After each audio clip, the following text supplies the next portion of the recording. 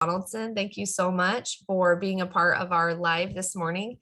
And I feel like I get to take a lot of the things that we've learned this week and just kind of put a bow on it. So I feel really grateful that I get to share this topic with you this morning from chapter 12, because it is truly ingrained in my soul. It's something that has really helped transform my life long term. And so we're going to learn today about really creating that healthy identity for ourselves.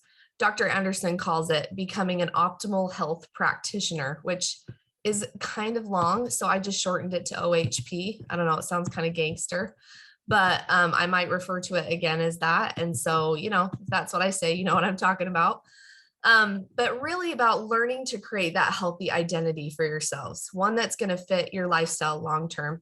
And I feel like we start our journey, our health journeys, with a goal, right? Having a goal is really important, whether it's 50 pounds or fitting in our pre-pregnancy jeans or whatever it might be. But once we hit that goal, if that's the only thing we're thinking of is hitting that goal, we can hit that goal and then we backslide, right? But if we can truly think, what am I going to do every day to support my new healthy lifestyle beyond 50 pounds? That's when the real magic happens. And that's kind of what Dr. Anderson is talking about when he's talking about this in this chapter, is really creating that OHP identity for yourself, really thinking about, how am I now a healthy person beyond that 50-pound loss, beyond my jeans fitting? What am I going to continue to do every day that's going to support those decisions? How am I going to create a new identity for myself? We go through a lot on our health journeys. We learn to break up with food a little bit. We have some mourning there. We learn that food is fuel for our bodies. I have a client who always says, fuel is food, not fun. And I always joke and I say, well, sometimes it's a little both for me, but we all have our stages, right? Our journeys. But I wanted to share a story actually from my personal life about really truly taking on an identity. And that is my son Liam's story, actually. He's 13 and he fell in love with the NBA, watching the Suns and the Bucks play this season. He would watch every game. He was jumping out of his seat. He was yelling at the screen. And he decided then and there on the playoff game that he was going to play in the NBA someday in the future. Okay, this kid has played basketball maybe 5 times in his whole life. Okay, so we were like, okay, Liam, live your dream, whatever. We probably should go buy you a basketball. So we have one in our house, but it's dad's. So we went and bought him a basketball. And this kid, he was at the court that's down the street from our house every day after school. Every day he'd do his chores, he'd come home, he was at the court. He's playing with kids who are down there every single day. And he's just going in there. Hey, can I play with you guys? Like learning from them. They're teaching him. He's just totally engulfed himself in this culture. Okay. And not only that, he has a big water flask. He covered it in basketball stickers. We went to pick a book because we had a flight and he needed something to read. He picked a Kobe Bryant book. He is just totally immersed in it. And I call his phone very shortly after we have this conversation. And on his voicemail, he says, hi, this is Liam, future NBA star. Okay, he's 13. He's like totally taken on this identity for himself. And he's done so good. It's been so fun to watch him. He actually just tried out for a competitive team and he made it. And he has no idea what a screen is. He has no idea what ladders are. Like, we're taking him to practice and he is the fastest one out there. He's asking all the questions. He may not have the talent yet, but he's going to outwork every one of those boys. I mean, he is so dedicated. And it's been so cool to watch him just totally take on that identity. When his feet hit the floor in the morning, basketball is the first thing he's thinking about. How can I get better at basketball? And so I want you to think about that with your health journey. I want you to think about, how have I truly taken on this healthy lifestyle? When my feet hit the floor in the morning, what am I thinking I need to do today to accomplish the healthy version of myself that I'm trying to create? Whether that's getting up, fueling your body every 2 to 3 hours, making sure you're getting your water in, setting yourself up for success. What are you doing? What are you going to do every day to prove to yourself that health is a priority for you? And how does this really, taking on this healthy identity, how is it going to show up for you? How are you going to know that this is a priority for you? I wanted to share a couple of things. I was talking to some clients and they were struggling with telling anyone they were on program. I don't want anybody to know. And I think that's a common thing. Sometimes we're afraid to let people know what we're doing. I think to protect us a little bit from failure, right? We don't want anybody to know if we fell. But a huge part of sharing what you're doing is helping other people know, hey, I'm stepping into this identity. I need you to know this is who I am now.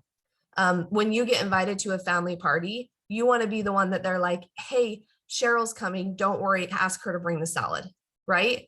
You want to be the person that when your friends invite you out for lunch, they're like, hey, make sure you pick somewhere that has salad, right? Because they know you're coming. That shows that people know that that is your healthy identity. So I want you to take just a minute and I want you to think about someone in your life that you look up to, that you are like, they are a healthy person. I want you to think about that person. I want you to type in the chat one of the qualities that they have that helps you know they are a healthy person. Okay. And I mean, I'm talking truly healthy, not like they look healthy, because I can't tell you how many clients I have that look healthy, right? But people who are actually living a healthy lifestyle. Consistency. Yes, they're consistent. I love that. Confidence. I love that, Jenny. Yeah. Energy. Yep. Determination and discipline. Yep. That's awesome. People who show up healthy, and I want you to think about, okay, what does this person exude? What qualities do they have that I want to take on myself? Okay. I want you to think about that. How can I start creating that quality in myself? And the cool thing about identity is you need to surround yourself with people who are in that same identity. And so I want to talk about how my identity has shifted. When I started a program, a funny quick story, I remember I started right around Valentine's Day, and I was doing my kids' little Valentine's cards and all my little favorite mini candy bars that I was sticking on their things. And I felt sad. I was like, oh, feeling so sad that I can't eat these candy bars right now. So I started like setting aside my favorite ones and like putting them in a little baggie.